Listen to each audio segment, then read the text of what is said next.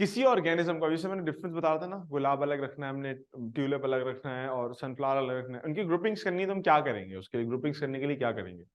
तो बहुत सारे साइंटिस्ट, बड़ा मशहूर एक नाम कैरोलिस लिनियस का नाम आता है, जो फादर ऑफ टेक्सोनॉमी कहलाते हैं। टेक्सोनॉमी का जिक्र हम लोगों ने बिल्कुल शुरू की क्लास में पढ़ा था, हम ब्रांचेस ऑफ बायोलॉजी पढ़ रहे थे कि taxonomy was a study of organisms की classification, naming and then grouping them in different groups in like categories. तो वहां पर भी हमने क्या किया कि टेक्सोनॉमी की बात की। ये भी जो क्लासिफिकेशन ही है, दिस इज बेसिकली टेक्सोनॉमी। क्या आप ऑर्गेनिजम्स को ग्रुप्स में लेके जा रहे हो, आप ऑर्गेनिजम्स को उनको नाम दे रहे हो, उनको मतलब उनके जो भी उनके कैरेक्टर्स हैं उनको डिफाइन कर रहे हो, इस तरह की बातें करो, तो this is all taxonomy. Now हमारे पास टेक्सोनॉमी में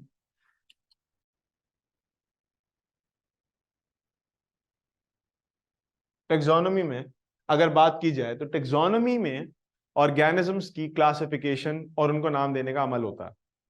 अब टेक्सोनॉमी के अंदर मामला क्या होता है कि हमारे पास मुख्तलिफ ग्रुप्स कैटेगरीज बनाई हुई लोगों ने। कैसी? सबसे बड़ा एक होगा जिन ऑर्गेनिजम्स में बहुत सारी चीजें मुशाबे होती हैं, फिर आहिस्ता आहिस्ता आहिस्ता उनको अलग करते चले जाते हैं और एंड में एक ऐसा ग्रुप बनता है ऑर्गेनिजम्स का, एक ऐसा टेक्सोनॉमिकल क्लास बनती है कि जिसमें से वही ऑर्गेनिज्म होता है जो अकेला होता है, फिर उससे कोई करीब तरीन, फिर उससे थोड़े करीब तरीन, फिर उससे थोड़े करीब तरीन, होते होते होते होते आप ऑर्गेनिजम्स को अलग अलग करते चले जाते हो। अभी जो टेक्सोनॉमी की हिरार्की होती है, हिरार्की कहते हैं सीढ़ी को बड़े से छोटे की तरफ आना, ये हिरार्की कहलाती है। ठीक है, ये मुख्तलिफ ग्रुप्स में डिवाइड होती है, उनके नाम क्या क्या होते हैं मैं आपके सामने रख देता हूं। हमारे पास होता है kingdom, phylum, class, order,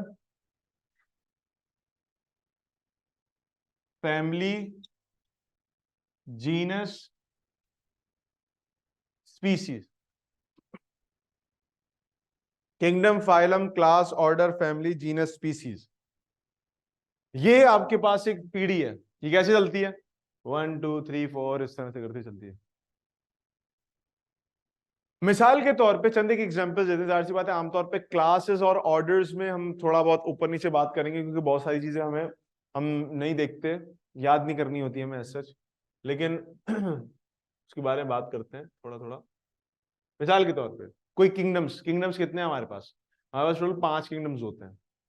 prokaryote, Protoctista, fungi, Plantae, animalia, 5 kingdoms होते हैं। ठीक है, 5 किंगडम्स हो गए। 5 किंगडम एक दूसरे से अलग अलग क्यों हैं? एग्जाम्पल देता हूं मैं आपको। एक किंगडम है मेरे पास, किंगडम मुनेरा जिसको हम कहते हैं, या किंगडम प्रोकैरियोट भी कहते हैं। इसके मुकाबले में एक दूसरा किंगडम है जिसको हम एनिमेलिया कहते हैं। या चलो आसान 2 किंगडम्स रख देता हूं तो आपको समझने में भी आसानी होगी। इसको हटा के एक आसान किंगडम रख देता हूं, और वो है प्लांटे। एक किंगडम है प्लांट्स का और एक किंगडम है एनिमल्स का।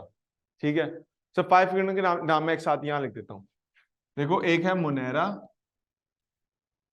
जिसको हम प्रोकैरियोटी भी कहते हैं। ठीक है, दूसरा है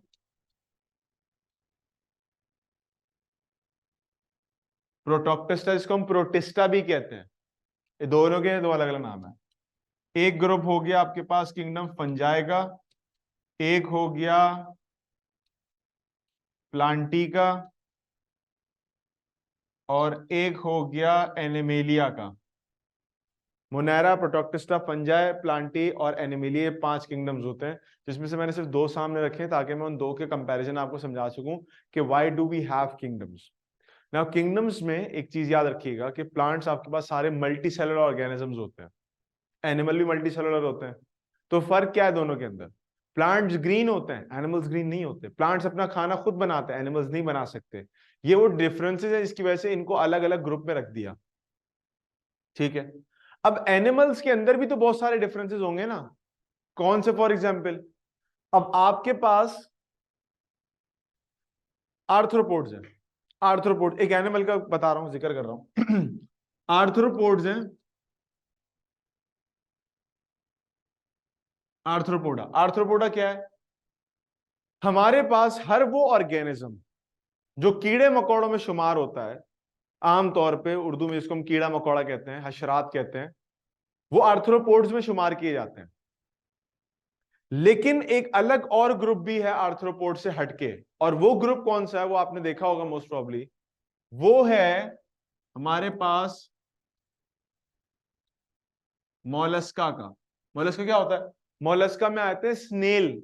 स्नेल तो सभी ने देखा होगा ना, स्नेल हो गया, ऑक्टोपस हो गया, इसके अलावा हमारे पास और कौन से होते हैं, और हाँ वो जो ऑयस्टर होते हैं, पर्ल ऑयस्टर जो खुलता है उसके बीच में पर्ल रखा हुआ होता है, ये एक अलग ग्रुप है। इन सबके पास शेल होता है, स्नेल के पास शेल होता है, वो पर्ल ऑयस्टर के पास शेल होता है, शेल्स होते हैं, सीपियां। दूसरी तरफ अगर हम आर्थ्रोपोड को देखें तो वो कीड़े मकोड़े होते हैं। तो अब एनिमल्स के अंदर भी अलग अलग ग्रुप्स बने हुए हैं कि भाई तुम कीड़े हो, तुम जो है वो सीपी वाले हो, तुम अलग अलग हो जाए, तो इस तरह से डिफरेंसेस हो रहे थे, फाइलम्स बन जाते हैं। फिर हर फाइलम के अंदर भी अपनी डिफरेंसेस हैं। कैसे भाई? अब आपके पास एक बटरफ्लाई, वो भी कीड़ा ही है, उसका डिफरेंस होगा मकड़ी के साथ, यानी बटरफ्लाई समथिंग एल्स एंड अ मकड़ी समथिंग एल्स। हैं तो दोनों ही कीड़े, लेकिन फर्क है। आप देखो बटरफ्लाई के अंदर 6 टांगे होती हैं, स्पाइडर की 8 होती हैं। बटरफ्लाई के पास पर होते हैं, स्पाइडर के पास पर नहीं होते, है ना डिफरेंसेस। तो उसकी बेहाफ पे हम अलग अलग हो जाते हैं, अलग अलग कर देते हैं इसको। फिर उसके अंदर भी फर्दर ग्रुपिंग और होती, तो होते होते आपके पास एक वक्त ऐसा आता है कि मिसाल के तौर पर मकड़ी की एग्जांपल ले रहा था मैं, तो मकड़ी की जीनस होती है बहुत सारी। एक जीनस होगा आपके पास, यानी इसको कह लो कि टेरेंचुलास के ग्रुप होगा। एक ग्रुप आपके पास होगा वो ब्लैक विडो का, ठीक है। एक आपके पास हो जाएगा मिसाल के तौर पे क्या कहते हैं उसको, कोई और स्पाइडर्स में दिमाग में आ नहीं रही इस वक्त। जो नॉर्मल आपके पास जो हाउस वो होती हैं, घर की जो स्पाइडर्स होती हैं वो वाली, अमेरिकन स्पाइडर्स वगैरह। तो मुख्तलिफ जीनस आ गए स्पाइडर्स के अंदर भी, हालांकि हैं 4-8 टांगों वाली, लेकिन सबका स्ट्रक्चर अलग है। टेरेंचुलास बड़ी होती हैं थोड़ी सी, ब्लैक विडो छोटी होती है। आपके जो घरों के अंदर स्पाइडर्स होती हैं वो थोड़ी सी अलग स्टाइल की होती हैं। तो फिर वो स्पीसीज वाइज अब डिवाइड हो जाती है।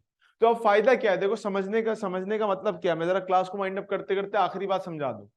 Why do we need this taxonomic classification? Why do we need to group organism? ताकि हम ऑर्गेनिज्म को दूसरे से फर्क कर सकें।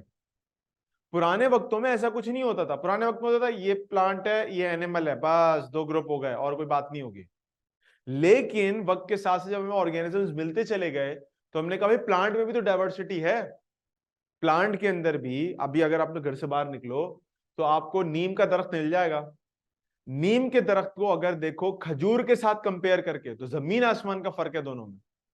फिर इसके अलावा धनिया पुदीना, ये भी तो पेड़ है। अब वो इतना छोटा सा श्रब होता है धनिया पुदीने का, कहाँ नीम का दरख्त, कहाँ खजूर का दरख्त, और कहाँ धनिया पुदीना नीचे आ गया। फर्क है, बिल्कुल है। ये तो सिर्फ पौधों में फर्क हो गया, वैसे भी अलग फर्क है ना, एनिमल प्लांट का अलग फर्क है। फिर धनिया और पुदीने में अपना अलग फर्क है। लोग फर्क नहीं कर पाते, जाहिर सी बात है। हम सब्जी लेने के लिए आते हैं लड़के वड़के, उनको याद नहीं रहता कि धनिया क्या है पुदीना क्या है, ठीक है। तो उनमें भी फर्क आ गया, ठीक है। फिर आपके पास मुख्तलिफ चीजों में और डिफरेंसेस बढ़ते चले गए। तो कहने का मतलब ये है कि if you want to identify something, ताकि आप उसको नाम दे सको, चाहे उसको आइडेंटिफाई कर सको, तो उसके लिए सबसे बेहतरीन चीज ये होती है कि you need to go with classifying that organism based on their similarities and their dissimilarities.